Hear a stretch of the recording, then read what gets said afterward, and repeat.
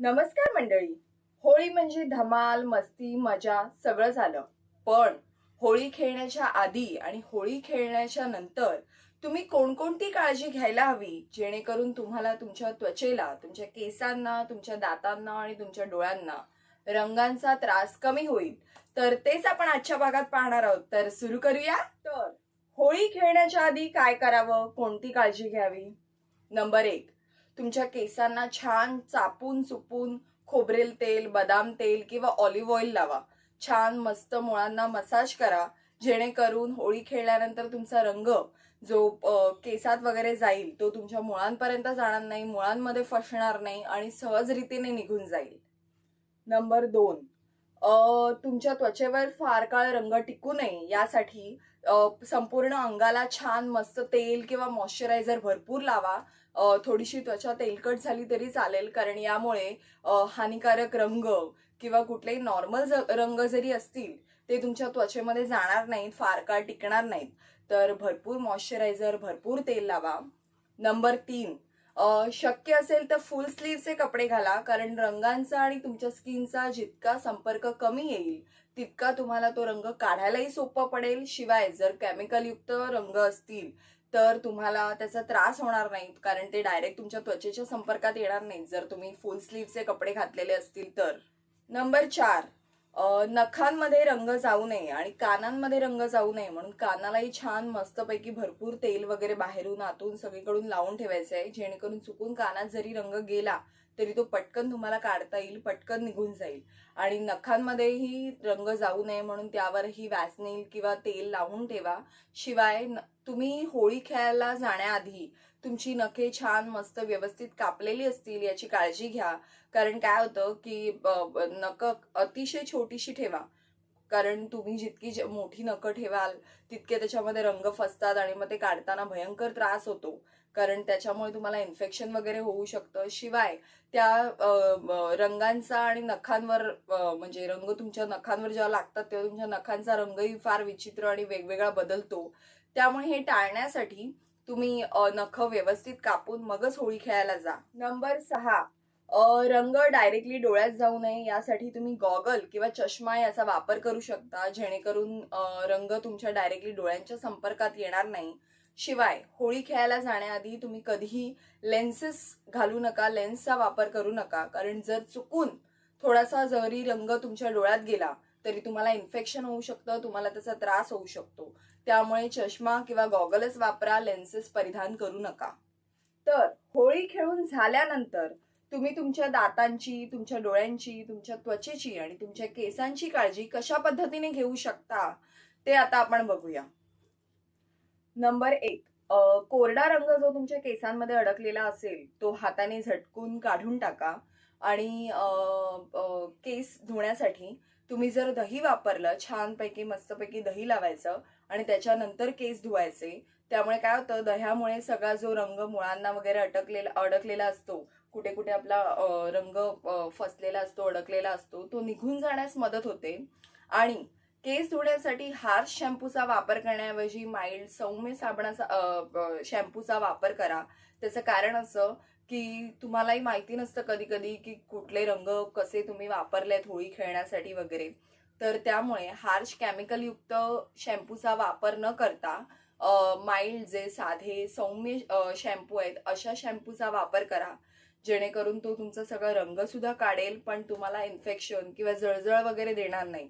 आणि रंगामुळे आपल्या केसमध्ये रंगामुळे आपल्या केसांमध्ये भयानक ड्रायनेस आलेला असतो. तर केस धुवून झाल्यानंतर सुद्धा छान खोबरेल तेल लावा केसांना, जेणेकरून ते थोडे मऊ राहतील, सॉफ्ट होतील.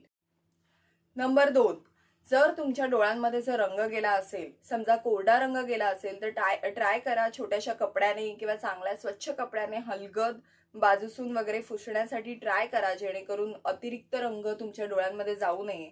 आणि जर तुमच्या डोळ्यांच्या आतमध्ये रंग जर गेला असेल आणि तुम्हाला जळजळ वगैरे होत असेल तर तुम्ही थंड पाण्याचे फटकारे मारा, जेणेकरून थोडंसं तुम्हाला शांत वाटेल, रिलॅक्स वाटेल डोळ्यांना.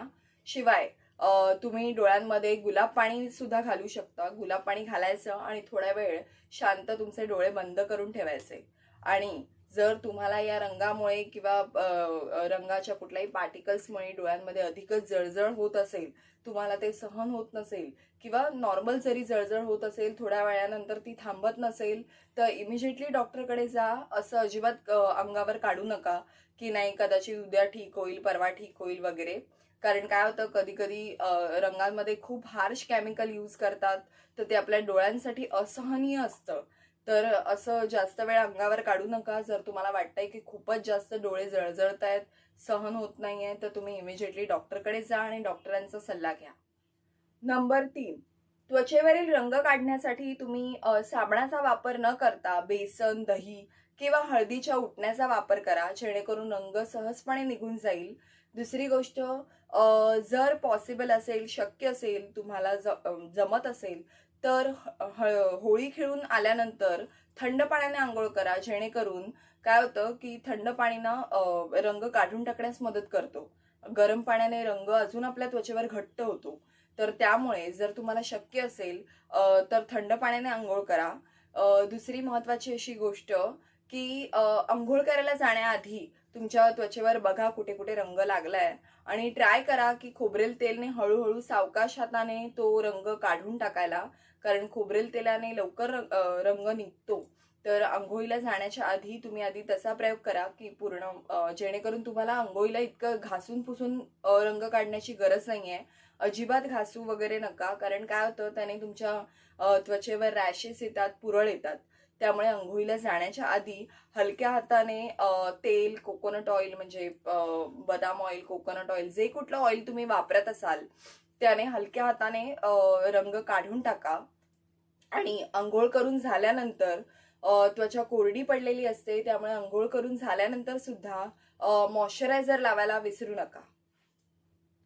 नंबर 4, जर तुमच्या दातांवर रंग अडकला असेल, फसला असेल किंवा भयानक पद्धतीने जर तुमच्या दातांवर रंग लागला असेल, तर आधी नॉर्मल चूळ भरून तो रंग काढून टाका. त्याच्यानंतर नॉर्मल ब्रश करा. जो कुठलं टूथब्रश, टूथपेस्ट तुम्ही वापरत असाल त्याने नॉर्मल ब्रश करा आणि त्याच्यानंतर सेकंड टाइम मिठाने ब्रश करा. त्यामुळे तुमच्या दातांवरचा रंग निघून जायला मदत होईल. आता होळी खेळताना काय काय काळजी आपण घेऊ शकतो. नंबर 1, होळी खेळायला जाताना कधीही प्रयत्न करा की तुम्ही रासायनिक रंगाचा वापर करणार नाही. आय नो, मला माहिती हे शक्य नाहीये, कारण आपण होळी खेळायला बहुतेकदा बाहेर जातो. कोण कुठला रंग वापरेल सांगता येत नाही. पण प्रयत्न करा की तुम्ही जर तुमच्या ग्रुपमध्ये खेळत असाल तर त्यांना सांगा की आपण नॅचरल रंगाचा वापर करूया. कमीत कमी रासायनिक रंगाचा वापर करा, कारण त्याने काय होतं, ते रंग कुठल्याही केमिकलने बनवलेले असतात. थोड्या वेळानंतर तुम्हाला पुरळ येतं, पिंपल्स येतात. काहींचे तर रंग 3-3, 4-4 दिवस जातच नाहीत. तर इतके भयानक रंग सुद्धा असतात, त्यामुळे ही काळजी घ्या. नंबर 2, जर रंग तुमच्या डोळ्यात गेला असेल तर त्याला खूप हार्श पद्धतीने चोळू नका अजिबात. त्यापेक्षा थंड पाण्याचे फवारे मारा, जेणेकरून तुमची जळजळ कमी होईल. इवन तुमच्या त्वचेवरही जर रंग जात नसेल तर खूप हार्श पद्धतीने चोळू नका. कोकोनट ऑइलने हळूहळू काढण्याचा प्रयत्न करा. कोकोनट ऑइलने तुमचा रंग जाईल, कारण काय काय रंग खूप हार्श असतात जे 2-3 दिवस जात नाहीत. तर तुम्ही खूप जास्त जोरात त्यांना घासण्याचा प्रयत्न करू नका, कारण असेही ते खूप हार्श कलर आहेत. खूप तुम्ही जोरात घासल्याने तुमचं अजून नुकसान होणार आहे, तुमच्या त्वचेला अजून रॅशेस येणार आहेत, पुरळ येणार आहेत. तर त्यामुळे घासू नका. कोकोनट ऑइलने हळूहळू ते रंग काढण्याचा प्रयत्न करा. आणि होळी हा मजा, मस्ती, आनंदाचा सण आहे. आपण सगळेच जण हा सण खूप एन्जॉय करतो, खूप मजा, मस्ती, धमाल करतो.